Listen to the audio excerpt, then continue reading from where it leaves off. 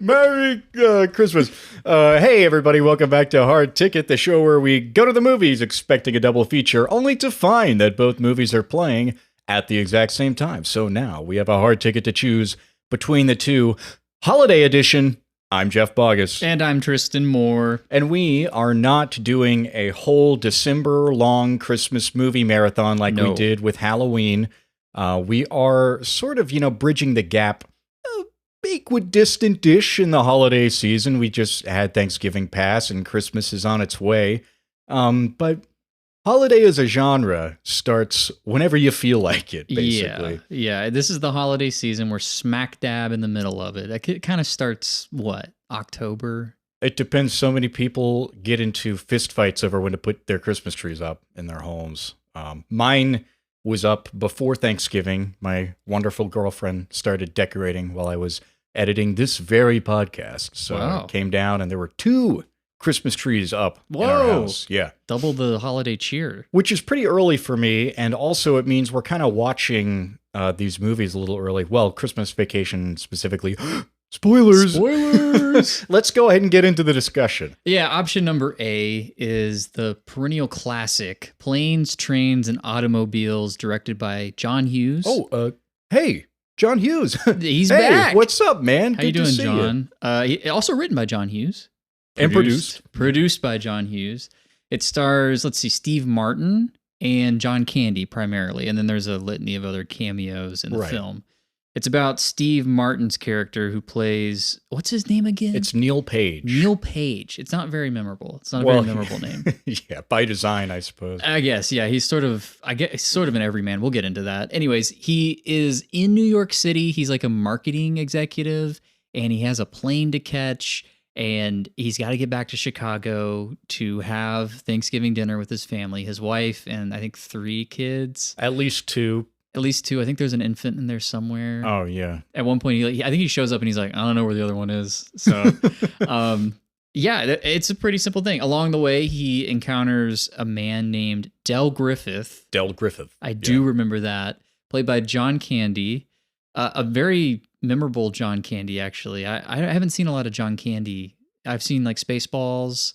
That's probably about it for me. Yeah, this might be one of his most iconic performances. I mean, he shows up in Home Alone, but he's not super memorable. That's right. Yeah, and this does feel like it's in the Home Alone universe. It feels like Kevin McAllister's mom is going on the same journey back to Chicago that Neil Page is going on. Well, and Neil Page also works with Ferris Bueller's dad at the marketing firm. We'll get into that. Which I'm pretty sure Ferris Bueller's dad was a marketing agent. Yeah, he was in advertising. I have a whole theory, man. These movies take place in the same universe. They really Same do. with Christmas Vacation. Spoilers. Option number B, Jeff. Go ahead and introduce it. Yeah. So option number B.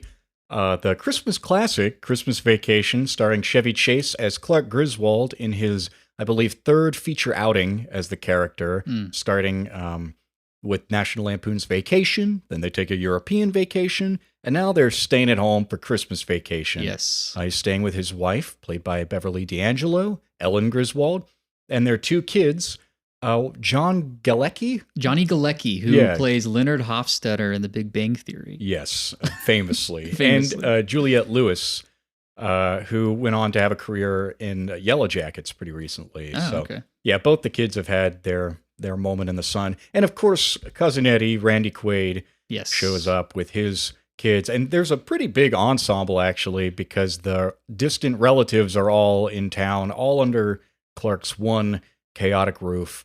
And it's about survival. It's a survival movie. This is a siege film. It's a home invasion film. Yeah. Considered putting it against The Purge. Yeah. Or The Strangers or something. You look at something like Planes, Trains, and Automobiles, very much it's about the journey. It's an odyssey. It's like a buddy road trip kind of movie in a way. Yeah. Enemies to lovers, you might say.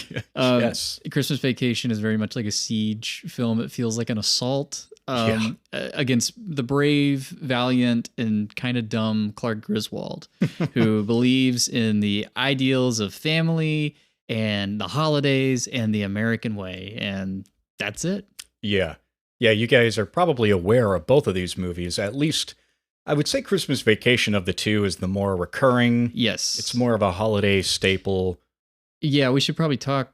Like, what's your history with these films? Because Oh, these are boy, like yeah. family classics. Yeah, we do need to get into our history because Christmas Vacation, oh man, I grew up watching Christmas Vacation, but not the whole movie. When I was first exposed to it, I would watch the cartoon at the beginning, Oh, the you're little right, opening right. credits Yeah. cartoon, and my mom would laugh every single time at the slapstick Yeah, humor. yeah.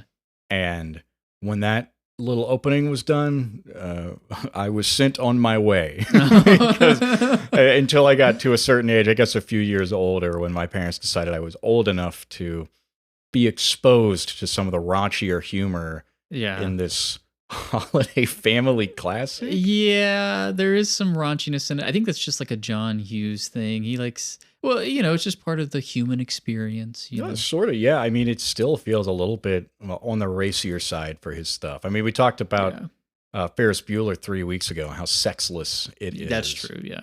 But no, not Christmas Vacation. It almost makes me want to call it like a boomer movie. Almost. Maybe it is, but like my parents are Gen X, so like, and they love this movie, and it would have come out when they were, I don't know, what is it, 1989? No, 1987. No, 1989. It was 89. Yeah. It was 89. So it came out when they were like 16. So maybe a little before their time. And well, how different were the values really from the late boomers to the early Gen X? Boomers, the boomer generation goes to the early 60s, which is way past the actual baby boom. I guess, yeah, okay. Clark Griswold is a boomer. Like, he's definitely a boomer. I think Christmas Vacation is one of the last remnants of the holy boomer classic film. I mean, like, Clark Griswold himself as a character, he's, they call him the last family man, which is like kind of what he's made out to be, but he's incredibly flawed. Yeah. He's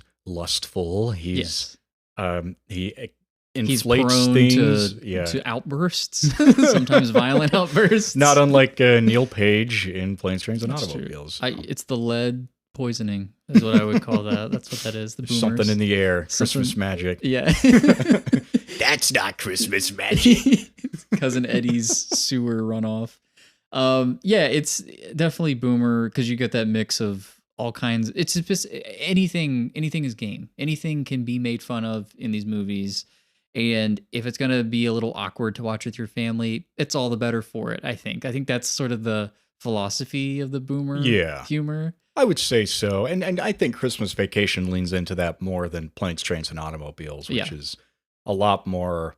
I wouldn't call it timeless. There's definitely plenty of things that date this movie. Usage of credit cards, the actual methods of transportation. Everybody being in line for a payphone at the airport. Right, yeah, stuff like that. But the humor itself feels more, I guess, universal, more family appropriate. Yeah, it's more family appropriate. It's also like probably more of a character-driven film, even though like all of the like conflicts they basically come into, conflict with are like plot driven. Like something will go wrong, like a train will break down, their car will catch on fire, stuff like that. For the most part, though, you're really centered on these two characters and their dynamic, as opposed to Clark, who is really, it feels like man against the entire world, basically. Well, I think that's how Clark sees it. There are a lot of parallels that Christmas Vacation draws between It's a Wonderful Life. Oh. So many. I mean, like, the movie itself plays on the TV in Christmas Vacation, but like, they make little jokes like fix the null post, like that kind of the wobbly null post on the stairs. Yeah. There's nods. And, there's also that shared thing where like the big conflict is this lack of income or this Christmas bonus that's being expected. And that's ultimately the crux for George Bailey and It's a Wonderful Life that puts him over the edge and makes him, contemplate suicide. Like, I think Clark Griswold thinks he is George Bailey in this movie. Well, he probably grew up watching it because he was a boomer. Yeah, he probably did. He internalized the George Bailey, and we all have, because It's a Wonderful Life is a classic as well. For me, I grew up watching Christmas Vacation. Although my parents never censored most of the film, they would just speed through the parts where Clark Griswold like exploded and said a bunch Some of the best parts. Those are the best parts, exactly. And you recreated famously to a handful of people. You recreated the rant with some of your friends. It was a high school media assignment. Yes. My buddy Dalton did the Clark Griswold rant. Yes. And there were some actors in it, including your brother. My little brother, yeah, Ryan. A great performance by Dalton. So like those were the parts that I kind of skipped through. I will say I have never seen Planes, Trains, and Automobiles up until about 24 hours ago. This is a brand new film for me. It's a classic. It's one of those movies that if I said I hadn't seen it to somebody, they would probably be like, you love movies and you've never seen Planes? Another one of those. Blind spot. It's a blind spot. It's a big blind spot. Well, yeah. I mean, I don't think this is the interesting dichotomy between the two. Like Christmas Vacation is very much, it's a Christmas movie. It has that recurring holiday motif to it, because Planes, Trains, and Automobiles is not exactly, I mean, it's a holiday movie. It's a Thanksgiving movie. It's pretty much the Thanksgiving movie, but I kind of look at it as like, Thanksgiving, Christmas, you could sub either for the other in this movie, and it wouldn't make a difference, because ultimately, like, I believe sort of the secular view, which both of these movies take, they don't really talk about, anything religious. It's that Western interpretation of Christmas. Ultimately, I think what they come to is that it means something different for everybody, but the driving force behind it is family. Yeah, nominally it's family. Although, there is a lot of like, there's a lot, and we're gonna have to talk about class. We're gonna have to talk about Reagan. I know I'm a broken record. It's the 80s, but the tension between Neil Page and Del Griffith is very much one of class. Yeah. You have like one guy who's like, lower middle class, and the other guy who's like upper middle class. It's blue collar versus white collar. Neil Page won't even touch a public payphone without using his pinchers. Yeah. He would like pull out a handkerchief and grab it if he could. Yeah, and you can tell like the way he dresses. He has like a fancy like pea coat and everything, and combed hair. And then not Neil Page, Del Griffith, played by John Candy, is very much like a kind of a schlubby, like everyman. He's a little bit of a snake oil salesman. A little bit. He's sort of, like selling, because he sells what? Shower curtain rings. Shower curtain rings. Which at one point he sells his earrings to people. Diane Sawyer. You ever watch 60 Minutes? Yeah, it's great. And then you look at, and you mentioned this earlier with Clark Griswold, like the main thrust, his main anxiety, besides, everything going perfectly is like a family ordeal, is that he really wants this Christmas bonus from his boss, played by Brian Doyle Murray. Classic. Yeah, who looks just like Bill Murray in like a couple shots. I was like, he looks just like his brother. Mm-hmm.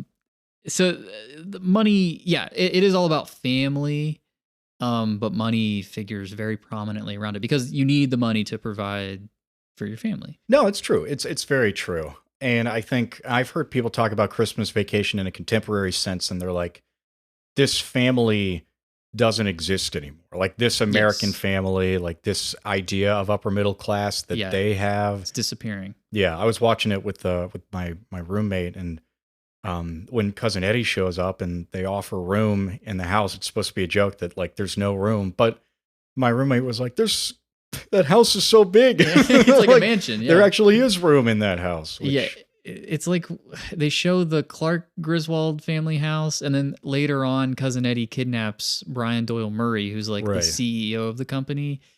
He lives in a nicer house, admittedly, but it's not that much nicer. It's got a roundabout driveway. Yeah, it's got little columns in the front and stuff. It's got a library, like a whole library on the inside of it. That's true. It is nicer. But like if you're just looking at living space, it's about the same. It's just that I know how you build things up in your mind, Sparky. You set standards that no family event can ever live up to. When have I ever done that?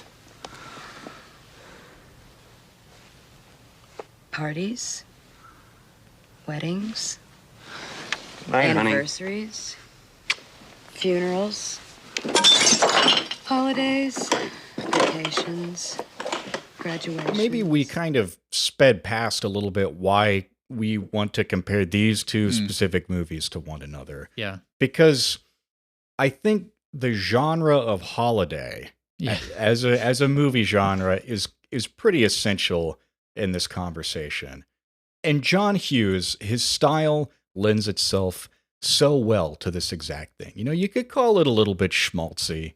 Yeah. John Hughes is no stranger to that sort of, I don't want to call it saccharine, but I mean, some might. It would be, especially looking at something like Christmas Vacation, it would be way more saccharine if that Clark Griswold character wasn't played by Chevy Chase, who is like, you just always feel like he's a cartoon character. Well, he's a cartoon character, but you also kind of feel like he's sardonic about everything. Like he just like, he has this look in his eyes. He's kind of scary. Do you not get kind of like he has a chainsaw and a hockey mask in one shot, but directly. Also just like anytime like his eyes just bulge open and he's just like kind of gets an idea or whatever. He's kind of a scary person. Well, it's the pressure, the pressure of the holidays, the pressure that Clark Griswold puts on himself. That's all seen in this movie, which is Ellen telling him that he builds things up to unrealistic standards. Yes. And he's like, what are you talking about? And she's like, weddings? Anniversary? She just keeps going on. And that's kind of the crux of his character. I think Clark Griswold is an interesting character. I mean, I actually do. Oh, yeah. He's scary. And he's reflected a lot in Neil Page. These are two guys who the universe hates. You get the sense that there might actually be some divine force conspiring against Neil Page more so than Clark Griswold, who's more or less just kind of conspiring against himself. But Neil Page also, like, they have short tempers. They have standards that, they've kind of considered themselves above some things, especially Neil, which is where class factors in, which is more prominent in Planes, Trains, and Automobiles without being so overt and over your head about it. But they're wound so tight. Yeah. And they both have pretty iconic rants. Now, we already touched on the Christmas Vacation one where Clark just loses it in front of his family. It doesn't quite exist in a void. There is some consequence to it. But the most famous part of Neil Page's rant in Planes, Trains, and Automobiles is not the rant itself, but it's Dell's reaction to it. Because Neil Page does not like Del Griffith. From the beginning, Del Griffith steals his cab in New York City, and he sort of gets like cosmically shackled to him and all of their travel woes. Yeah. And then they end up like sharing a bed at a hotel where Del starts cracking all his bones and clearing his sinuses, and Neil just snaps all of a sudden, and he's like, "You're the most obnoxious person in the world. Like, you're like a chatty Cathy doll, except you pull your own string." Yeah. And Del's whole reaction to it is basically like, go ahead. I'm an easy target, but I like me, and I'm not going to let you, just because you have this standard that I'm not meeting. Like, it's basically the nicest way of saying you right back to him. Yeah. And you could tell that like Del's hurt. Oh yeah, it's a great performance from John Candy, just like his face falling. Because like in a lesser movie, that moment would just be played for yucks, and then they'd wake up the next morning and be on with their journey. Yeah. But they give Del Griffith like that character moment, and Neil Page where he like regrets what he says. Oh yeah, Steve Martin just like, he doesn't have to say anything. It just in his head and his body language, he's just like, I lost it. Yep. I lost my temper. Yes. With Clark Griswold, after losing his temper, the family is like, they're pretty much like, well, this. And his dad pulls him aside and he's like, you losing your temper with the whole family isn't making anything any better. You want your family to remember the good times. And they have a little moment. I love the relationship that Clark has with both of his parents, and at this moment, his dad. He's like, you just cocked it up. And that's okay. That's okay, which is great. That's so fun that he says that, because, I don't know how many therapy appointments I've had where somebody says it's okay to not be okay. Yeah, no, it's a great little lesson. And it's great, too, the way it's mirrored in Planes, Trains, and Automobiles, because it's like he has that blow up. And we've all been in that situation where like we've been sitting next to somebody, like a stranger or whatever, or even someone we know, and they're like chewing gum too loudly or whatever. And in the back of your mind, you're just like, I really want to blow up on this person and just be like, can you just be consider it for a second. And you fantasize about it, and then for most people, the moment passes. But I think in Planes, Trains, and Automobiles, it's really making the case that it's not going to be as cathartic as you think it's going to be. Because there's a human being on the other side of that rant that you're going to be ranting at. And what's great about the relationship between Neil and Del in Planes, Trains, and Automobiles that's mirrored sort of in the Christmas Vacation dynamic. You're talking about holiday, the holiday as a genre. Family features very prominently in that. Yeah. Now, Neil and Del, they're not family, but they are thrown together by circumstance. Bound by the intangible force. Yes. And that's what family is. Like, there are people that you don't choose, you're just bound to by an intangible force. Yeah.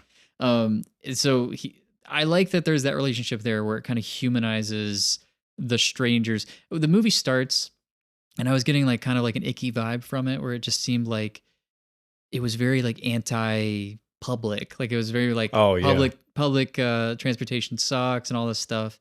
And I was just like, I don't really buy into that misanthropic view of the world, although you can definitely see someone like Neil Page buying into it. Oh yeah. But as the film goes on, it's making a case for, hey, the guy, everywhere, you're sitting next to whoever on the plane, the train, the automobile, they're a human being just like you, and they have a family they want to get to, or the idea of a family, because we later learn John Candy is widowed, which is very sad. It is sad.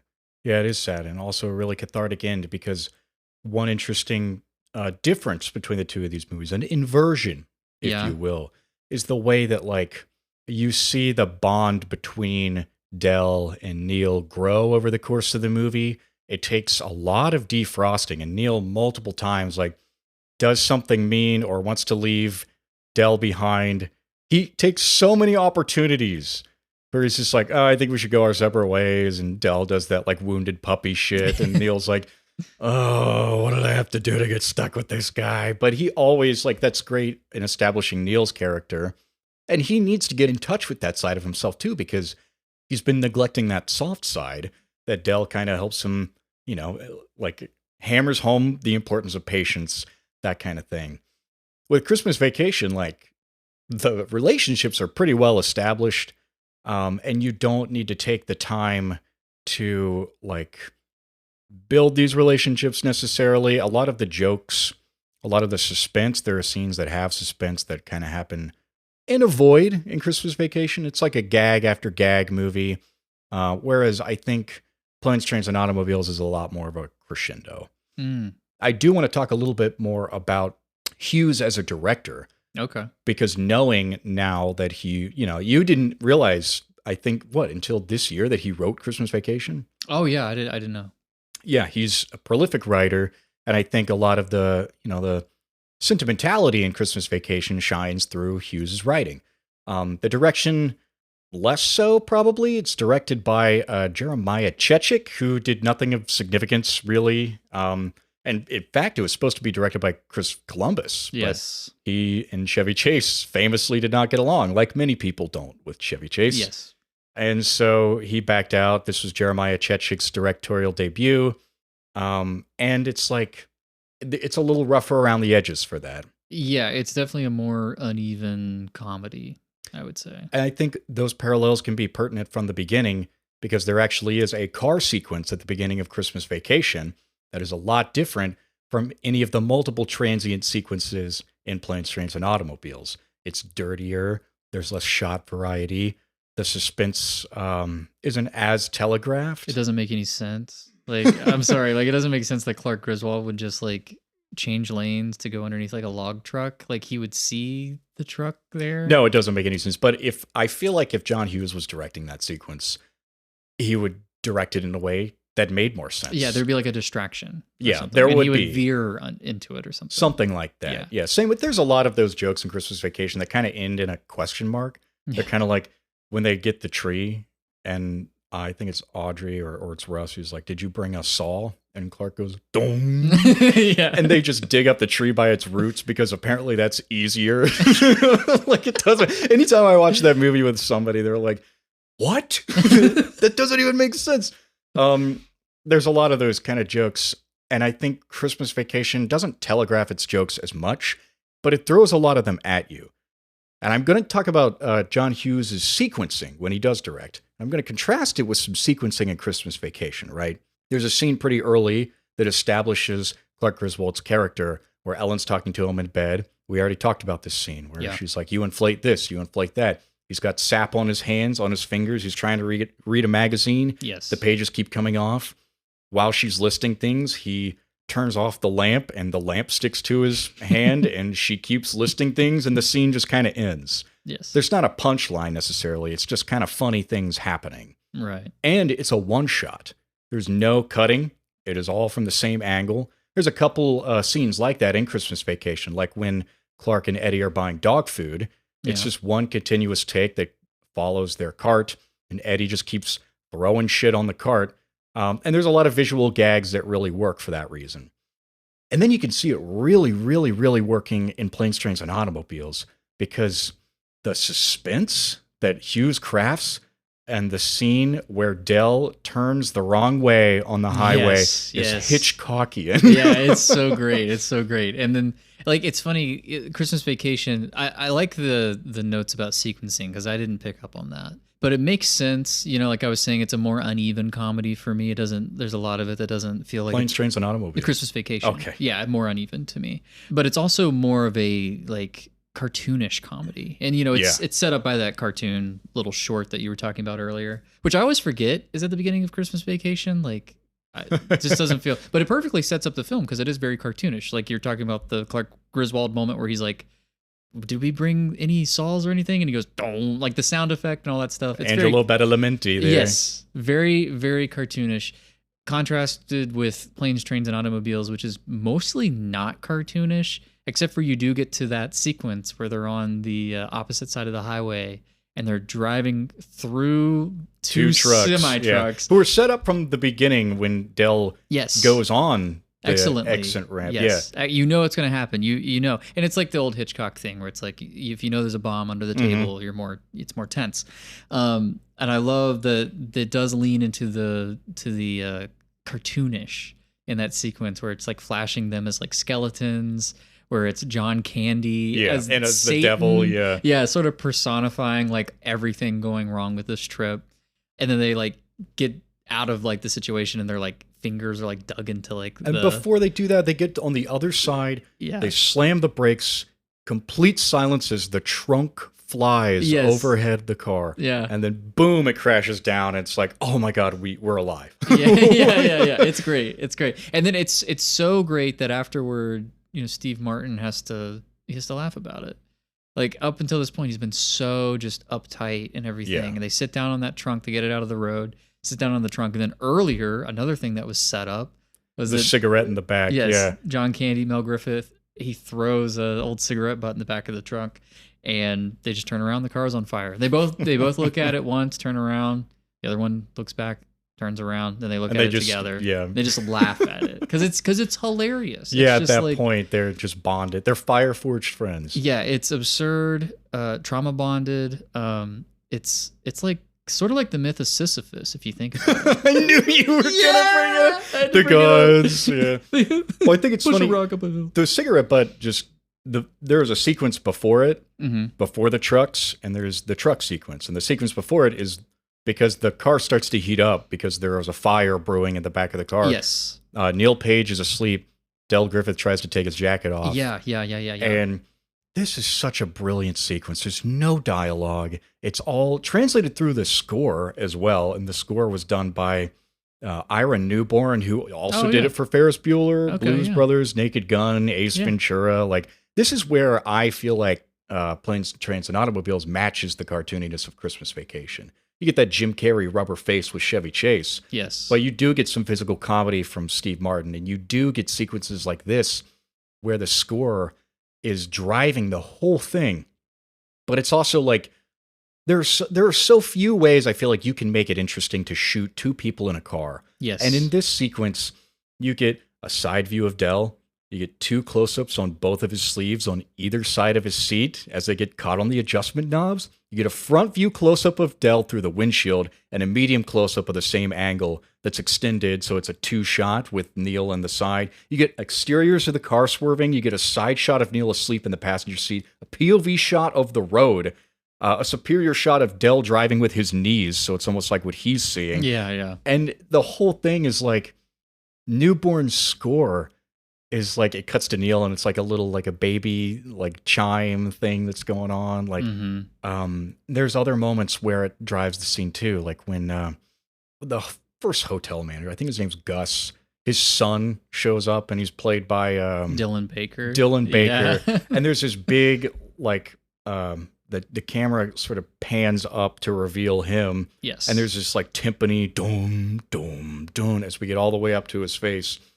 And it cuts to Neil and Del's reaction to him. Then it cuts back to Gus's son and he just spits. And then on Del's reaction to it, it goes doom, like right when he looks. That to me is like, oh my God, it's brilliant, man. Yeah, it's wonderfully orchestrated. Definitely not rough around the edges in the way that Christmas Vacation is. Yeah, no, that's all. that just lays it all out in such a great way. Like I said, I just watched Planes, Trains, and Automobiles, still absorbing some of the comedy in that film. Yeah. I will say, as somebody who doesn't really resonate with boomer comedy that much, these movies have a premise. Uh-huh. And then that's it. Like that, it's just like, let's escalate. Let's just continue to escalate from this premise. They are embrace chaos movies. Yeah. It's just, let's just knock over a domino and see what happens. It's a Rube Goldberg machine of a movie, which is fun, but it is maybe a little repetitive. Yeah. There are a couple moments that I'm just like, some of the gags are a little, whatever. But something like the going on the opposite side of the highway. Like that sequence set up, I was like not on the edge of my seat because it's a comedy. I know everybody's gonna be they're gonna be fine, but like I'm still just like where is this gonna go? And that's what a movie like this, if you're gonna be doing this escalating thing just the entire time, you need to be asking yourself, oh, where is this gonna go? Where is this gonna go? Something like the train breaking down like midway through the movie. It's not very exciting. It's just like, oh, it just has to happen. It just broke down. Yeah, it's just not that exciting, but. Christmas Vacation sometimes has similar issues where it's just like, okay, what crazy family thing's going to happen next? It's just like, oh, she packed a cat in a present. And I'm just like, oh, okay. Yeah. I feel bad for the cat. The closest thing I think Christmas Vacation does to that sort of suspense building is the sequence with the cat, like chewing on the Christmas lights. And, it's not done in a way. It's like done in a way where you're like, I know what's going to happen, but there's no like big payoff like that. Yeah. Just the cat gets fried. The real setup is cousin Eddie like emptying his septic tank into the sewer. But like even that's just like basically one line of dialogue where Clark's like, well, I pity the man who lights up a cigarette like 10 yards from that. Like I said, they just kind of happen in Christmas Vacation. They don't have that like building, but which is fine. I think the thing that Christmas Vacation does, and because it's a little rough around the edges, it also kind of feels like what Planes, Trains, and Automobiles captures about sort of the realism of some public transportation. Christmas Vacation captures about the realism of feeling claustrophobic with your family. And most of the characters are archetypes that border around Clark. You got the loving, supportive parents. You got the cold, critical in-laws. Yeah. You got the bratty teenage daughter. You got the son who looks up to you. You got the senile old folks who come and don't have a clue what's going on. You got the yuppie neighbors as well. They're great. Yeah, they're great. And then you kind of feel like almost like you can embrace them a little bit. If you watch this movie every year, you're like, I almost feel like I'm hanging out with this Griswolds. With this I'm hanging out with the Griswolds. Yeah. Yeah. You want to take a shower? No. No, I meant if you want to go first or not. Oh, you thought I... No, go ahead. Oh, I would... What do you think I am? Yeah, no. God, no. Gee, that's funny. That's funny. So Clark is the ultimate sentimentalist, right? Because he's just so taken in by, we're talking about like It's a Wonderful Life. Yeah. He thinks he's George Bailey. Yeah. And he goes up into the attic at one point. He's like sifting through old memories. He finds a bunch of film reels, Christmas 59, which I think was the working title for this. I think, John Hughes wrote something for National Lampoon magazine that I think was like a short story that I think they wanted him to make a movie out of. Okay. Basically, something like Yeah. that. So it's like old, like, I don't know, like Super 8, like Yeah. home videos of him as a kid.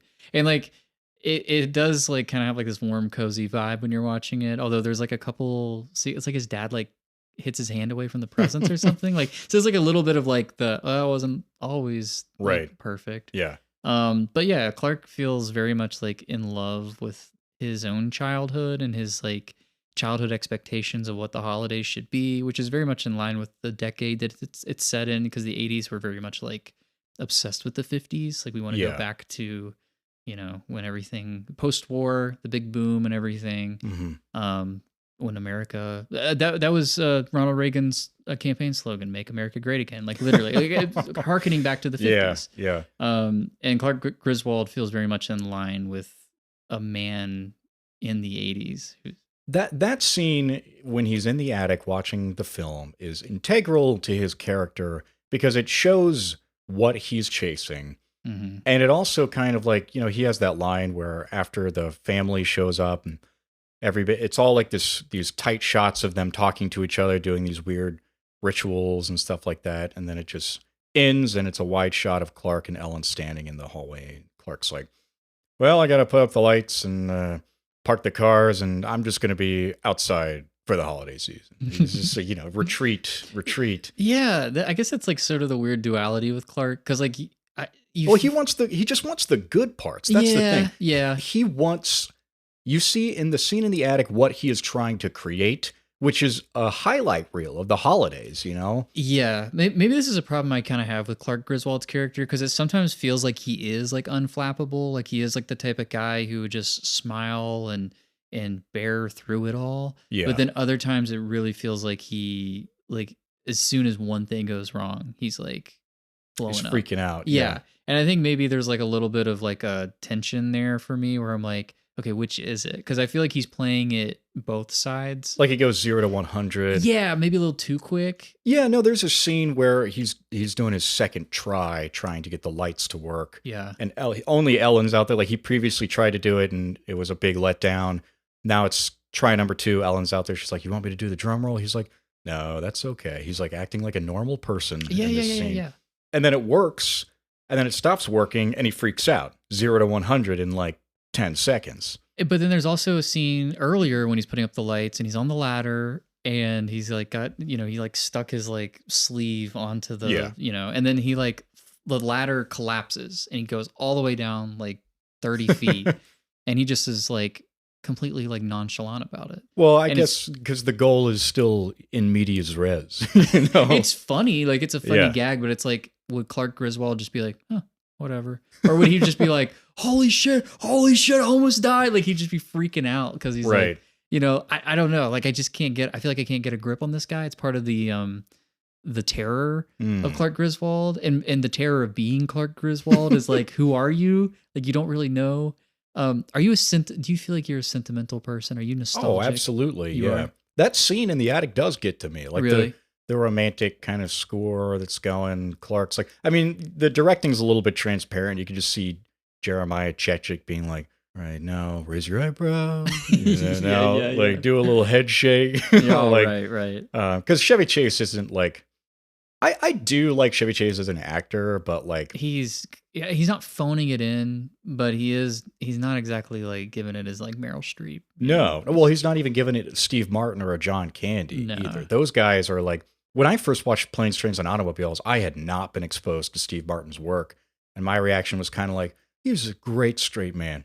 This guy really reins it in. Yeah. He's a great foil to John Candy. I had no idea that he did so much of the physical comedy and that kind of stuff. Mm-hmm. And it still leaks out in times where he is having his freak out moments too. I think Neil's feel a lot more like, cathartic's not even the right word. They just feel like they come from more of a real place, like more of a solid ground, because he feels like a more consistent character to me. Like there's of course like this like rage buried underneath. I think that's like yeah, that's normal. But I feel like Clark Griswold just like like you just don't get a sense of like when and where that's gonna come out, which makes him more scary. But I can't He's let gonna this crack go. at any moment. Yeah. Dude, I can't let it go. Like every time he opens his eyes and he's just like smiling, like baring his teeth. I'm Well, like, look at he's like a monster. let's look at the parents. Okay. Let's look at how these expectations were set. Because I think this is interesting with Ellen's parents, right? They are incredibly critical of everything that Clark does. True. Is Ellen? No. No. I get the sense that she gravitates towards Clark and his family because they bring a warmth that her own parents never brought, and it's what she seeks in her life and what she brings to her family. And, you know, she's stressed too. She's smoking in the kitchen. But what Clark brings, like he has those critics in his ear. He doesn't really pay them any mind. It's always him who's giving himself a hard time. And you get the sense it's because, like, probably because his parents were so good at it. I mean, even in that scene where he's in the room with his dad, he's like, Dad, I never saw any of that. Like, our holidays were always so tough, but I always saw you weathering it. Like, how did you do it?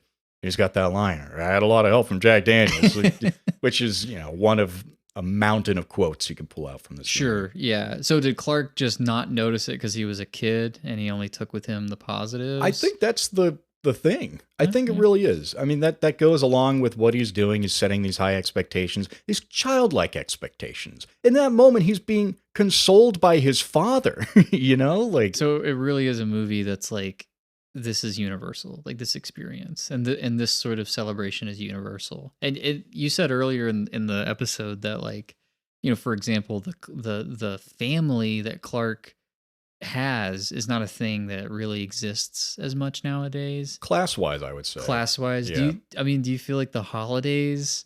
I mean, I guess the Griswold family Christmas is never really. It's always been like an ideal. Even the f***ed up version of it is like an ideal because it's like it's endearingly f***ed up. It's like right. Everybody's still like when shit really hits the fan at the end, when they're facing legal charges and you know, economic ruin, the family is never stronger. They're never standing stronger than they are in that moment. Even Art's, he's the first one to stand up and defend his son-in-law. Yeah, I guess I asked you earlier, I'm like, is Clark just not noticing from like the previous generation when he was a kid? Is he just not noticing the bad times, or are things genuinely harder now that he's an adult? And I don't know. I don't know what the answer is for that. Like, I feel like this movie's answer is that the times here in the 80s, they're the same as the 50s. You're just noticing the problems more. It's a generational thing. It's a generational thing. I would say. That's the answer the film's giving. And I just wonder how true that is now that we lived through another wave of like 80s and 50s nostalgia in the 2010s. Yeah. We're in the 2020s. Could you make like a Christmas Vacation nowadays, or would it just be like, would it make sense? Like that level of like trying to aspire, like who are those people now? The one guy in the movie is like, you're the last family man, Clark Griswold.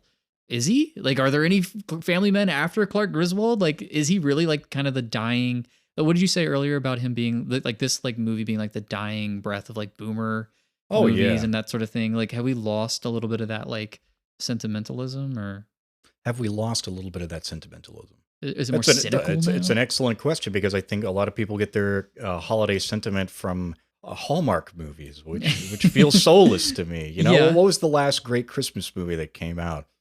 Really? Yeah. No, that's a genuine question, and there's nothing that's like popping to mind. I'm sure someone's going to be like, well, Die Hard, 80s or maybe 90s. I might have come out in the 90s. It was. It's hard to say. I will say Klaus that came out a few years ago. Okay. Animated movies. Yeah, the Holdovers, you know, but even the Holdovers is styled like it came out in the 70s. You know? And you get that, like, both of these, you know, Christmas Vacation, which is 89, it's pushing the 90s, and then Planes, Trains, and Automobiles, which feels a lot more 80s. Yeah. Probably partially because of the soundtrack. It's very that's true. Very 80s. Yeah, more synthy.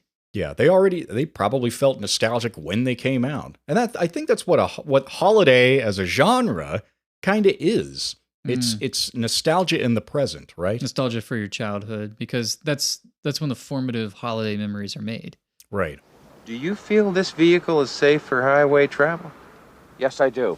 Yes, I really do. I believe that. I know it's not pretty to look at, but it'll get you where you want to go. Now, you got no outside mirror. No, we lost that. You have no functioning gauges. No, not a one. However, the radio still works. funny as that may seem, with all this mess, that the radio is the only thing that's really working good, and it's as clear as a bell. Don't ask me how. Interesting, the family dynamics. Clark spins the film with his family, planes, trains, and automobiles. Neil is trying to get to his family. And I think Christmas Vacation is unique in that sense, because even Home Alone, like you're away from your family. There's a lot of like movies where you're trying to get to them, and that just feels like enough of a goal, because that's what you want. You don't need to flesh out these characters.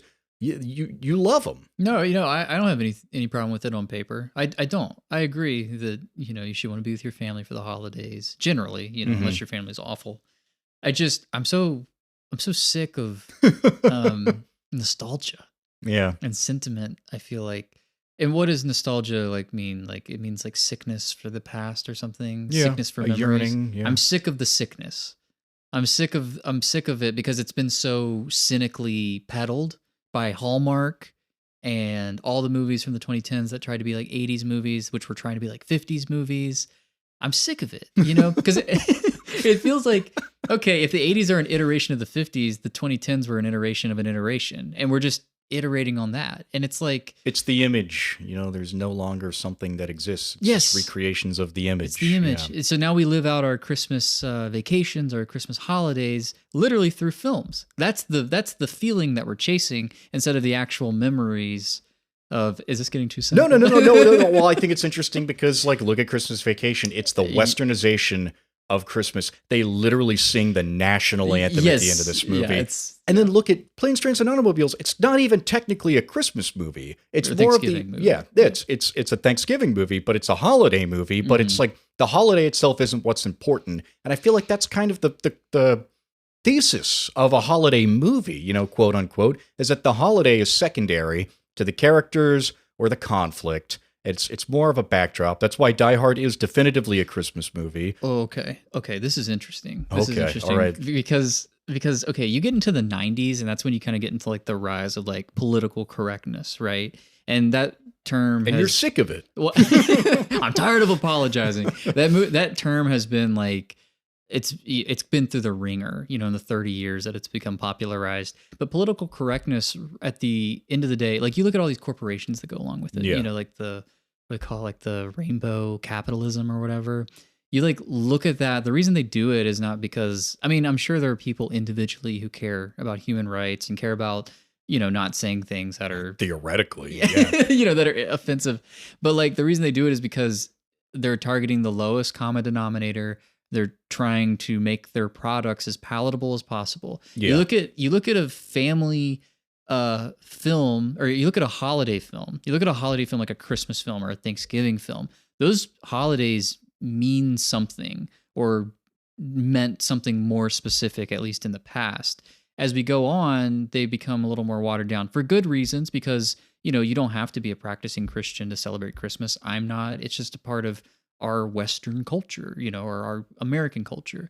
But at one point, well, hell, look at It's a Wonderful Life. It's very much in touch with its like the religious sentiment. And It's a Wonderful Life isn't technically a Christmas movie. Like it doesn't, I think it like ends maybe around Christmas, but it's like, it does, yeah. Yeah, but it's not like about Christmas. It's more just about like finding a reason to live and like being thankful for things. And maybe it's more of a Thanksgiving movie. Also, Thanksgiving meant something at one point, and now it's more just like, let's all eat turkey, and which is fine. Yeah, but and that's like ultimately what's one of the last things that Clark Griswold says in Christmas Vacation. Yes, it means something different to everybody. It means something different to everybody. Now I know what it means to me, and we don't really even have a line like that in Planes, Trains, and Automobiles. We just get Neil finally reuniting with his family, and that feeling is all you want. That feeling of like accomplishment. That's a universal feeling. That's a universal feeling of being with your family, and being thankful that you have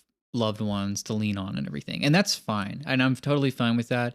That means that the holiday thing is sort of a set dressing for the more universal feeling of I love my family, I'm with my family. That's part of like it's almost like an early form of political correctness. It's an early form of just sort of targeting the lowest common denominator. You might watch a film like It's a Wonderful Life, and I'm an atheist. I don't believe in God. I don't believe in angels or anything like that. And you watch the opening sequence of the film, and it's God and angels and all this stuff. me as a non-believer has to interpret that in a more metaphorical way.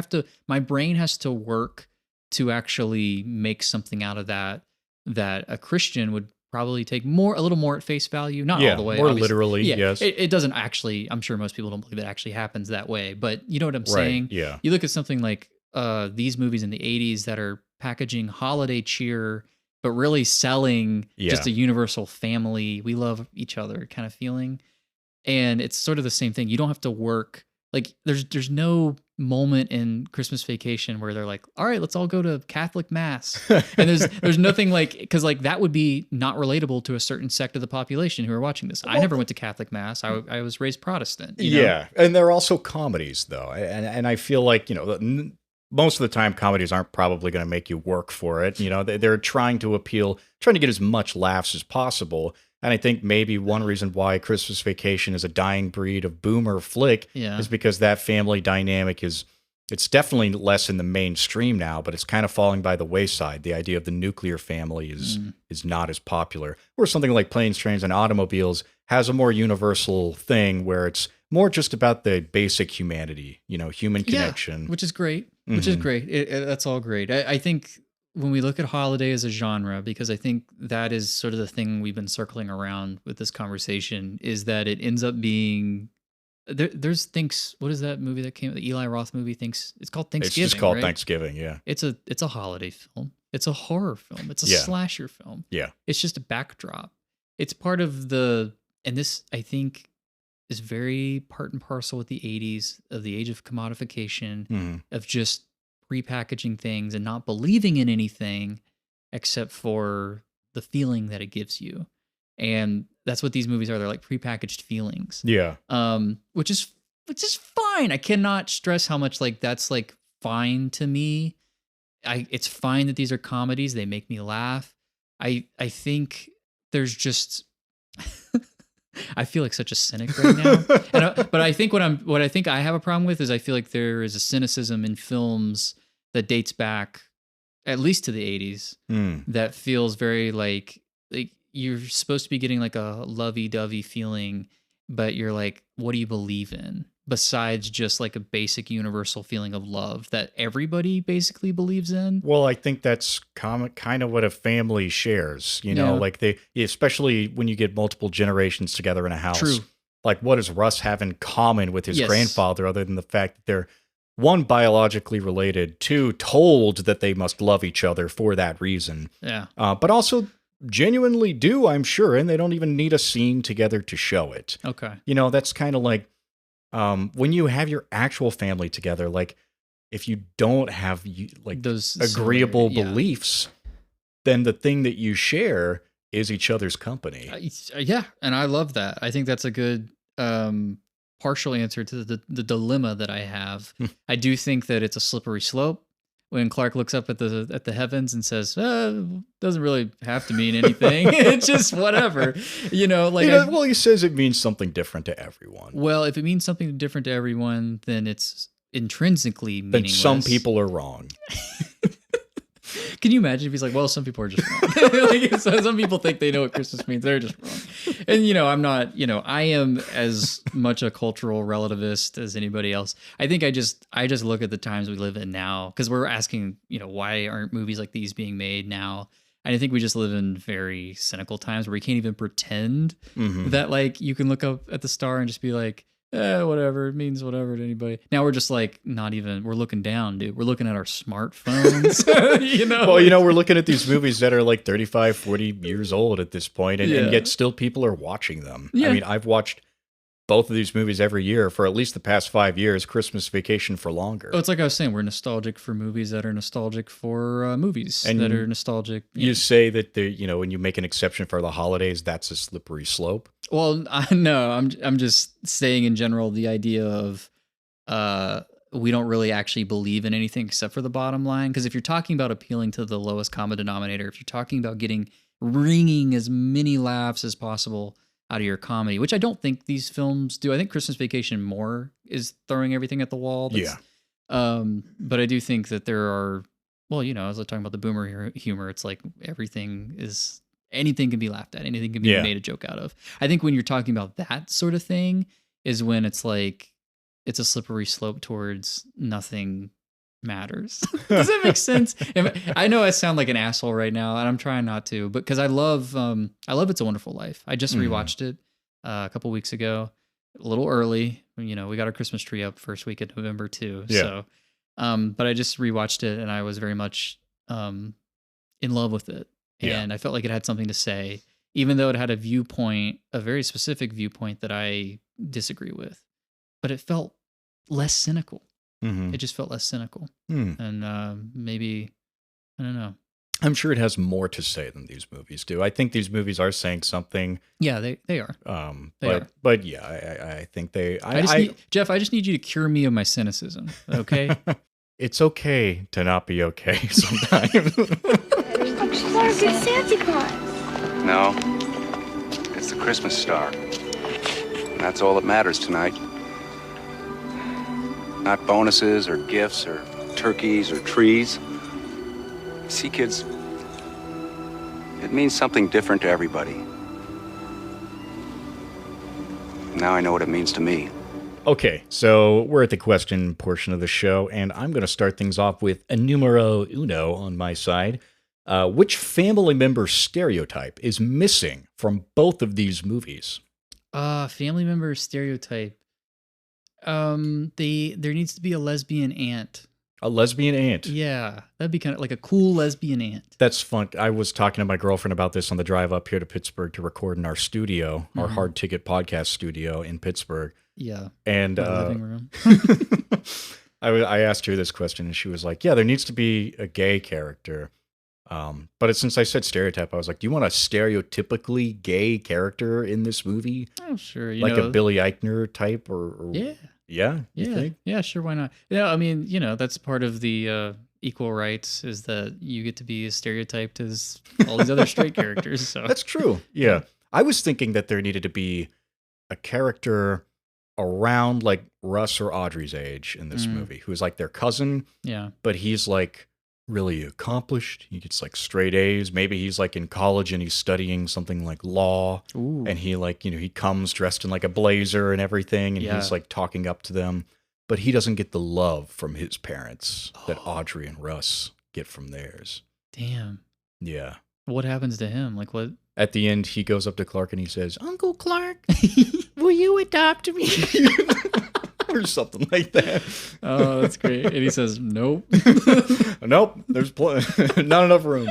No room at the end, son. All Need right. something different to everyone. My first question, who would you cast as Griffith and Page in a remake of Planes? And who would you recast as Clark Griswold in a remake of Christmas Vacation? Well, they had a remake of the original Vacation with America's sweetheart Ed Helms as the grown-up Rusty Griswold. Do you say America's sweetheart Ed Helms because I say that? Because I think I started saying that around you, and I picked that up from a Red Letter Media video. Where You picked that up from a Red Letter Media video? Yeah. I thought I made that up. No. Oh my God. No, I started calling him America's sweetheart Ed Helms. I think you picked it up, and then I picked it up from, Oh man. That just bums me out. Oh, I'm sorry. See, you can't believe in anything. It's all just, it's turtles fine. all the way down, dude. So Ed Helms off the table. Yeah, no, I don't. Why? Why do we put Ed Helms in these things anyway? He's America's sweetheart. That's right. Yeah. So says me. Original thought. Oh man, yeah. Who does like the physical comedy? I think we had a question like this where we said Tim Robinson. It feels like the obvious answer. Oh yeah.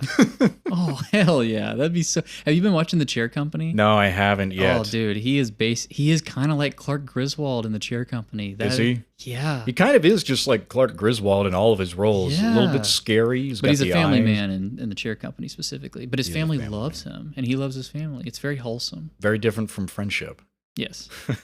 I would do Steve Zahn as Clark Steve Griswold. Zahn? Oh my God. Wait a minute. That's Right? great. Yeah. I was like, that would be the because he's the dad from Diary of a Wimpy Kid. Yeah. Yes. Not Greg. Steve? Is his name Steve Heffley? I don't know what his name is. Mr. actually. Heffley. Yeah. Wow. That's really good. Damn. Who would you do for Neil Page and Mel What's his name? Mel? Del Griffith. Del Griffith. Yeah, well, you need like, the straight man, funny guy kind of thing. Yes. Kevin James, obviously. Jeez. And just Adam Sandler. I think No. Adam Sandler and Drew Barrymore are doing a remake of Planes, Trains, and Automobiles. That's rumored, I think. That they said that a few years ago. Maybe you do like a Paul Walter Hauser as Del Griffith. Who the hell is that? Richard Jewell, Naked Gun, sidekick. Oh. What? You know Paul Walter Hauser. Well, yeah, I saw the Naked Gun, like the new one. Yeah. Yeah, It's okay. like the little sidekick character. Oh, cool. Okay. He's an Oscar-nominated actor. And he plays. He plays Del Del. Griffith. I was like, I gotta find the consonant. It's somewhere. Yeah, he plays Del Griffith. Okay. Yeah, and then you get maybe Channing Tatum. Channing Tatum, actually. Well, yeah. Why not? I could see it. He's kind of like a sexy marketing exec. You could do that. That's cool. You're gonna hate this. I would do Jack Quaid and Pete Davidson. Which one is Pete Davidson? Del Griffith? Yeah. You might be onto something. I think here, he's a little actually. slimy. Yeah, he's slimy. It's a different take on the Del Griffith. It is character. a different take, but it's more like a modern take. And Jack Quaid is, I think, could pull off the Steve Martin a little bit, a little because he's more of like the straight man, but also a little comedic. He's good. He's a good actor. He's exasperated all the time. Yeah. Yeah. He's got that Huey energy. Boy, Yui. Yeah, that's I would like that actually. I think I would like that. Okay. Okay. My second question here. Simple question. Which family would you rather spend the holiday with, the Griswolds or the Pages? I don't know. I know jack shit about the Pages. They seem like the most just boring Hallmark postcard family I've ever seen. Yeah, so are you taking the safe route, which is normal family? Oh, you're doing the Griswolds? Oh, hell yeah, I'm doing the Griswolds. Yeah. Yeah, they seem like fun. And they seem like they would welcome me with open arms. Yeah, I think I'm with you. Yeah. It feels like I spend every Christmas with the Griswolds already. That's damning. Yeah. All right, tag yourself. Who's the most relatable character in both of these films?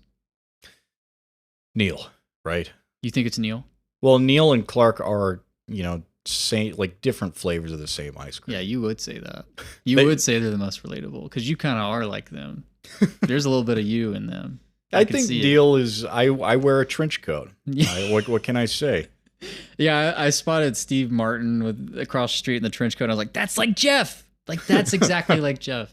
No, to me the most relatable is Johnny Galecki's character, Russ. Yeah, Russ. Yeah, I feel so like that's kind of how I feel like I was as a kid. Just like, are we sure we want to do this, Dad? Like, just always steamrolled constantly. Yeah, constantly. I really relate to Johnny Galecki, and also he was my favorite character in The Big Bang Theory.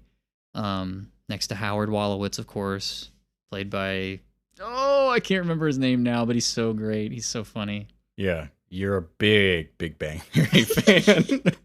Outed on the podcast. Didn't you had a teacher who once told you are like Sheldon Cooper? That I reminded her of Sheldon Cooper in the 7th grade, where I was a little more awkward, I think. Could you do your Sheldon Cooper impression? Bazinga. I don't know what he kind of looks like a Muppet. Bazinga. Anyway, my next question. Write the crossover scene between these two movies. Well, I think in Planes, Trains, and Automobiles, you have the Dylan Baker character who's like spitting chaw tobacco out, and he spits on himself at one point, which is so funny. Cousin Eddie, like you replace him with Cousin Eddie, and they have to ride in Cousin Eddie's RV with the dog and the kids, and the dog's like humping their legs and stuff, like a leaky septic tank or something like that. Yeah, that works pretty well, I would say, because Cousin Eddie feels like he blends right in with this colorful cast of just side characters that show up and disappear. Plenty of flashbacks to our Ferris Bueller episode. And you get like some of that like class anxiety too, like still baked in. Because like it's very much just like, oh, he's a hick. Like, oh my God, I got to ride in the back of a pickup truck. That works. I would say when Clark Griswold goes down the hill in the sled, it's greased up and he interrupts traffic. Yes. He like slams into a car. Oh my God. That Neil Page and Del Griffith are in. Okay. And that knocks them off course again. It like knocks them into a ditch or something like that. And they're like, what the fuck? Or they get turned around. I don't know. Something like that. I love that. I love you just have like this cartoonish, like sledding man like in the middle of your otherwise like relatively grounded film. Or you have Neil Page as the family that lives next door to the Griswolds. Oh, yeah. So that even once Neil Page gets home and his journey is complete, they're still getting f***ed with by the next door neighbors. It's like unredeemed Neil Page. Like he just, never had kids, adopted the yuppie lifestyle. Yeah, it's the version of him that never went back to the train station to get Del Griffith, and he just shows up and he's like, "I'm at the dumbest idiot on this trip," and then like Clark Griswold, like the tree goes through the window. Griswold. That'd be great. Yeah, that would be fantastic. All right, this is a really stupid question. I want you to come up with some wacky transportation scenarios if planes took place in the 1880s instead of the 1980s. Horses, buggies, and high wheelers. Whoa. You get a tandem high wheel bicycle between Steve Martin and John Candy. So these high wheel, is it 2 high wheels and then a little tiny wheel in the back? Is that how they work? Or it's is it 1 big wheel, 1 little wheel, 1 big wheel, 1 little wheel. So it's like 2 bikes like fused together. Fused together completely. Okay. Wow. Yeah. Genius. Can I say that? Can I say genius? And you get like Neil Page, they're like biking up a hill and he's like, "Come on, Del, I need you." And he looks back and Del's like asleep in the back. They do it like sort of like you know how like the frame rate and like old time pictures is like really fast, and he's like pedaling up the hill with like the furious like score going just going up the hill. I could see it like a Sherlock Jr. where Neil is actually like pedaling the bike, but Del is like in the basket with like all 4 limbs like spread out like, oh my god, like E.T. Like E.T. Yeah, he spreads out his limbs like that. And obviously you need a hot air balloon somewhere. Hot air balloon is good. I was kind of thinking that maybe you could incorporate like, prototype aircraft, because this is obviously before the Wright brothers. Yes. This would probably be a good, 30 years before the Wrights? I think they had their inaugural flight like in the 1910s. It's well before them. Like comment down below when Kitty Hawk was. I think it was like 1911 or something. So 30 years before that. But have you ever seen like the old like silent films of prototype aircraft? Oh yeah, just crashing. Like, there's like one that's like a car with like an umbrella that goes up and down, and it's like I don't. What were you thinking? Like what was that supposed to do? Like they were in one of those at one point. They meet like an inventor. He's like Thomas Edison or whatever. He's like, I invented this stupid car. Get in it. They're like, oh okay. Yeah, that's good. Yeah, I would definitely. Got to be played by like Christopher Lloyd. It would be called aeroplanes. Steam engines. That's good. And horse-drawn carriages. In the same vein, how are these movies different in 2025? So instead of jumping back 100 years, we jump ahead 40. Which feels like 100 years. It's so depressing. Can I say that it's so depressing? Because everyone's on their phone. Everyone's fighting about politics. Everybody's just like Neil shows up at the end and his family doesn't even notice because they're all just on their phones. Neil shows up in the end and all of his kids, even his infant, has a broccoli haircut. They're watching like Skibbity toilet videos. Instead of Del Griffith's wife being dead, she's actually AI. He's on the r/my wife is AI subreddit or whatever. I can't wait to meet her. She was never real. She was always just AI. It's like, here's a picture of us at a cafe that she made. Yeah. Oh, God. We're Studio Ghibli characters. Oh, God, yeah. Oh, man. That would be the Pete Davidson character, though. Oh, yeah, that's true, yeah. It's like dating an AI. I like that. Christmas Vacation would be just like... Christmas Vacation, they're a house full of like, people who claim to be like liberals. Like they take all the liberal stances, but they act like, uptight. And it's like Christmas in Eddington, basically. It's just like everyone's posting black squares or like... Yeah, it's kind of like wearing their masks like below their nose and stuff. Yeah, in the Griswold house. That's awesome. You get a character who shows up who's like, taking hormones, and Chevy Chase is like, he's trying to be supportive like through his teeth, but he just doesn't understand what's happening. That does kind of adopt some of the boomers. Yeah, they don't go Christmas shopping in the film. They just get it all delivered by Amazon drone. It's just like... Oh my God. Crashes into the house. He's like, Bezos!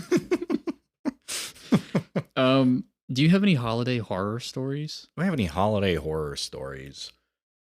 No, not really. My holidays are pretty tame. There was one holiday I was sick and I stayed home, and it was also the first holiday where we had got our family dog, Bonnie. She was less than a year old, so I got to stay home with her. She wasn't alone on Christmas. That was a warm little Christmas. That was nice. No horror stories, really, do you? No, not really. We have things that we like look out for when we visit like extended relatives. Just certain behaviors that we're just like it's. Well, I grew up in a very catty family, very gossipy and everything. So we would always like talk on the way to the family Christmas, and then talk on the way, back home, and be like, "Did you guys notice this?" And yeah, very not polite. But so we would just be like listening for like family members to say words wrong. They would have like, we called them, well, I can't say because like there's a name in it and I don't want to out anybody, but like I have one family member who consistently, I think they're called like malapropisms. They're like you know what I mean, like where you combine two idioms and you get like the phrase wrong. Almost you would think it would be on purpose. It's not on purpose at all, but it was consistently funny. And you would kind of have to duck into the other room whenever they would say something, because you'd be like, that's so wrong. I love the way your brain works. So you got to spin it in a positive way. Yeah, exactly. So no like horror stories. Like I never had anything wrong with like travel. Like I said, I never really had to travel like that. Yeah. Consistently lived around family, except for a couple years where I would just travel by automobile. Aeroplane. Aeroplanes. Okay, my last question here. Is switch either Chevy Chase and Steve Martin or Randy Quaid and John Candy? How is the movie different? I feel like if you put Chevy Chase in Planes, Trains, and Automobiles, he is way less forgiving towards Del Griffith. Oh, yeah? I feel like he blows up on him, and he's just like, where's the Tylenol afterward? He doesn't have like that moment of like, right, considering like, did I do the right thing? Yeah. Or if he does, it comes way later, and it's like way more cynical and like sardonic when he does it. Well, you get that Clark Griswold has more in common probably with a Del Griffith type because he's more cartoonish. That's true. As opposed to Steve Martin, who's playing the straightest straight man he can. So I don't know if it would almost be like you don't get that polar opposite thing in Trains, Planes, and Automobiles. If you replace John Candy with Randy Quaid, there is no redemption whatsoever because you can't get through to him. The thing about Del Griffith, he's still down to earth. He is self-aware. Well, but also he makes money. Like, yeah, he does. The man can, I love that scene where he's selling the earrings because, I've worked in advertising and marketing, and I have this view of it that it's very cynical. And I feel like at the end of the day, one of the main messages of the film is that Steve Martin and John Candy's characters are just two sides of the same coin. Mm-hmm. They're both hucksters. Because one works in marketing, which is like selling people crap they don't need, and the other one is literally like a snake oil salesman. Yeah, who's selling them earrings that are actually shower rings. Like someone's gonna point that out, laugh at them. Probably at a family gathering and talk about it in the car afterward. So you put Randy Quaid in there. He doesn't have a job, and he can't make money. He's just mooching off of Steve Martin. Yeah. I think Steve Martin either kills himself or he kills Randy Quaid. I'm serious. I really think like you do that. Why are you laughing? It's not funny, dude. It goes from a comedy to a tragedy. It's a holiday tragedy. Wow. Would you rather share a bed with Del Griffith or help cousin Eddie drain his septic tank? I would rather share a bed with Del Griffith. Really? Yeah, because even though he'd wake up with his hand between your butt cheeks? Well, hopefully I would be unconscious for most of it. I would be asleep. Hopefully. Yeah, I just, I don't think what Cousin Eddie dumps in the sewage grate is like glowing green by the end of the movie. Well, it mixes with something that makes it glow green. Right. Yeah, good save. Yeah. Can I just say that I've talked about the score a little bit, but I love the scene where Neil and Del get into the hotel room with one bed, and that like sound plays, which is a shot of the bed, and it's that sound that like sounds like your speaker is gonna give out, which is actually just an instrumental from a song by Yellow. But like that scene again, the camera work is perfect. It's so great. Movie. I love that when they walk in and like the camera literally pans over to Del, who's like looking at Neil, like he knows they're too. So close to one another, and it's like, what are we, gay? Like it's like a weird gay panic scene. Yeah, and he's like, take a shower, and he's like, no, not with you. I'm just like, yeah, that's great. I will say, my girlfriend thought that scene was hilarious. She was like, I've read fanfics that start out this way. Yeah, that would be great. Which was fantastic. I could definitely see the fanfic of that scene. That's great. Yeah, which one? What? Would you rather help Cousin Eddie drain his septic tank? Yeah, I think I would. I feel like it'd be over quicker. And I have this thing like with beds. Like I don't want to sleep next to someone like that who's going to be like touching me and stuff. Like I don't like it. He'd probably touch my feet. I'm really sensitive about that. Like his feet would rub up against mine. Sleep with your socks on. They would still rub up against mine. Like, what do you want? It's just going to be more static electricity, dude. It's going to make things worse. I'm going to get hot from all the static electricity. Is that puddle? Is that beer? Or does that come from me?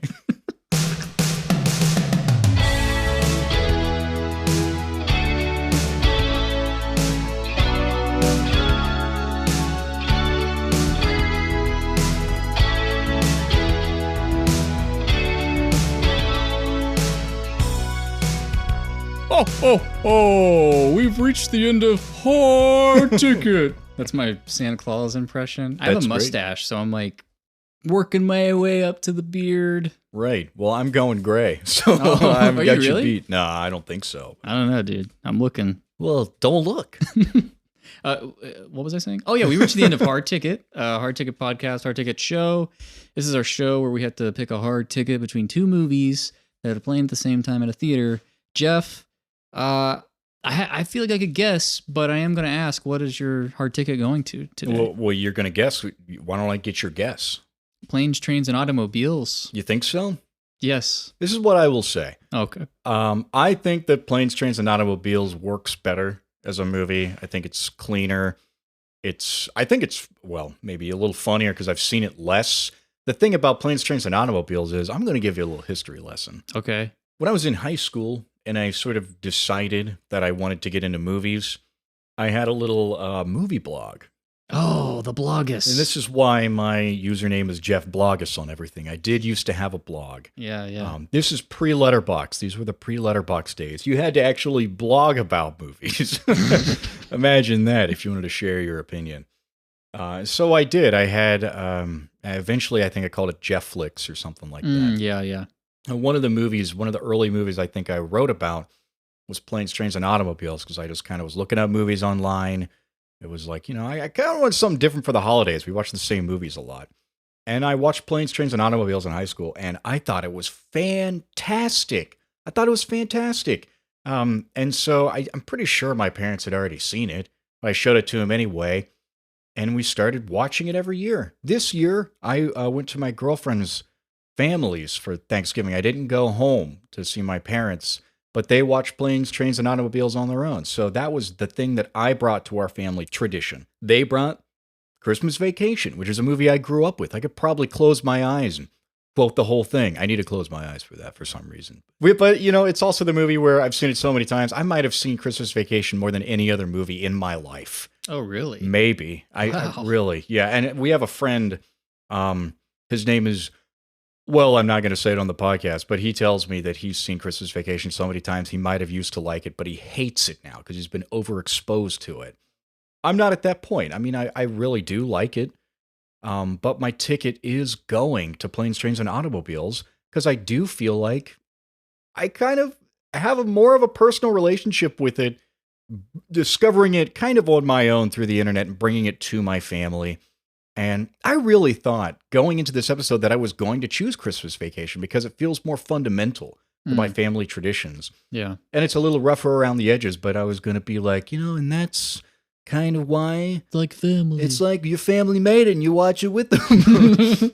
Something like that. But this time around, I watched Planes, Trains, and Automobiles with my girlfriend who had not seen it. And she loved it. She thought it was hilarious. And I got to kind of experience it for the first time again with her. And I was just reminded at how good I think it is. It is my favorite John Hughes movie. Oh, okay. Yeah. And you've seen how many John Hughes movies? I think I've seen 3 or 4 of the ones he's directed. Okay, yeah. I'm thinking. I think Ferris Bueller narrowly edges it out, but it is up there. I could see on a rewatch Planes, Trains, and Automobiles pulling ahead. I grew up watching Christmas Vacation too. I haven't seen it more times than any other movie, but I have seen it at least 10 times. Yeah, that's a lot. I mean, it's a lot. It's a lot to watch a movie. And in recent years, it hasn't really been my tradition. I did rewatch it last year briefly. I didn't intend to watch it again so soon, but we're doing this episode. I like the movie. I like that it's rough around the edges like you. I like that it's family made it. Yeah. I am scared of Clark Griswold. I'll always be scared of Clark Griswold. Maybe because I'm scared of something inside me that reminds me of Clark Griswold. But I gotta go with planes, trains, and automobiles. I gotta get a ticket for the plane. Yeah. For the train. And you don't usually get a ticket for an automobile, but I'll pay the fare. How about that? 2025 Ubers, Lyfts. And what is that? What's the third one? Uber Air or whatever. Uber Eats. Don't they have Uber does helicopters now? Wow. Gyrocopters or something. Fantastic. Aeroplanes. Future is now. Air taxis. Yeah, I'll go. I got to go with planes, trains, and automobiles. I thought it was a tighter comedy. I liked the dynamic between the two main characters. I thought keeping it more of a singular focus helped a lot. There's hits and misses in Christmas Vacation for me. There's some stuff that I'm like, that's really funny. But nothing that makes me kind of bust my gut. You know what I'm saying? I think there are a few belly laughs for me, and I think a lot of the emotional hits do land for me. I think I'm paraphrasing Roger Ebert, who said he gave it 2 out of 4 stars, Christmas Vacation, and he said in every scene, all the elements there, yes, they're all there to make it great, and they don't come together. Yes. I think he was too harsh. I think especially when you have what many people probably have as a toxic or hostile relationship with this movie, where you watch it every year and overexpose yourself to it. Sometimes you can't help but laugh. Yeah, I think. Yeah, that's a good Ebert quote. I think, this movie's like Pinocchio, but pre-real boy. It's it's got all the parts and it wants to be a real boy. It's just a little uncanny. It's not quite there. Yeah. But let me say though, I almost cried this time watching Christmas or watching Planes, Trains, and Automobiles. Oh, okay, that makes more sense. Yeah, so I was gonna be like, what made you cry? Clark Griswold? He's scary. He's a monster. No, at the end when you find out the Dell's wife. I mean, you can clock it. My girlfriend did clock it. I did. I clocked it too. Actually, I was like, yes, I was right, but it wasn't it didn't take away from it. I was like, this makes sense for who this guy is. Yeah, and then I buy the chemistry. I think their chemistry is fantastic, and I buy their arc where they become these really tight friends by the end of it. They've gone through hell and back. They put themselves through it a lot of the time, but I think it is kind of legendary. These two comedy titans sharing screen in this movie in a way that I think still resonates super powerfully. So we're not a house divided. No, this is the first time in how long? It's been a while. For Risky Businessers, we both agreed. Yeah, that was 3 weeks ago? But we had Scrambled on there to make it a non-universal decision. Shout out Scrambled. But in that case, neither of us picked John Hughes. And in this case, we're both giving John Hughes our ticket. Sorry, Jeremiah. Maybe make a better movie next time. No, I'm just kidding. I do really, really love Christmas Vacation. It is a classic. In my opinion, it's a classic. In my opinion, both of these are classics. Oh, yeah, 100%. And part of the reason why I think we're not doing a December Christmas movie marathon is because a lot of people grow up with movies and are predisposed to choose them despite their flaws. And I couldn't imagine better logic for the holiday movie, as previously established. Yeah. Is there a holiday classic that you hate that you grew up with? That I hate that I grew up that you with? can't stand. That one guy can't stand Christmas Vacation anymore? No, I don't think so. For me, it's A Christmas Story. Oh, yeah. I hate that movie. We do have that matched up right now with something else, but we will not be hitting it by the end of the year. We only have a handful of weeks left until what we might call the end of our first season of Heart Ticket. Changes are coming around the corner. Next week, we're going to be covering Dr. Strangelove. Oh, and Failsafe. Yes. Yes, bringing on another guest. But thanks for listening this week to our holiday special. Thank you, Jared Tadlock, for designing our brand elements, keeping our podcast looking fresh. Thank you, Aaron Griffin, for mixing and mastering our theme song, sung by yours truly in a truly awful falsetto. You can follow me on Letterboxd at Jeff Blogus. Now you understand why it's Jeff Blogus. The origin. All lowercase, all one word. You can follow the podcast on Instagram as well, at Hard Ticket Pod, all lowercase, all one word. Tristan. You can follow me on Letterboxd at Tristan M. You can also follow me on Instagram at Tristan_less. You can email the pod, hardticketpodcast@gmail.com. If you want to be part of the Discord, send us an email. I'll send you an invite. We talk about the episodes coming up. There's lots of former guests that are on there. Actually, the Discord's kind of exploded recently. It's been a lot of fun. We can propose matchups at any moment. And, if you live in the UK and you're proposing them while I'm still asleep, I will wake up and respond. That's not true. I haven't done that. But Scramble, keep going. Yeah, we keep love them. sending We've confirmed plenty of them already. Yeah, it's great. But until next week, we will see you guys at the movies. Merry Thinkmas and happy holidays. I did it. That's the last thing. It says I did it. You clocked that, right? Which one will I did it. Let's decide. It's a hard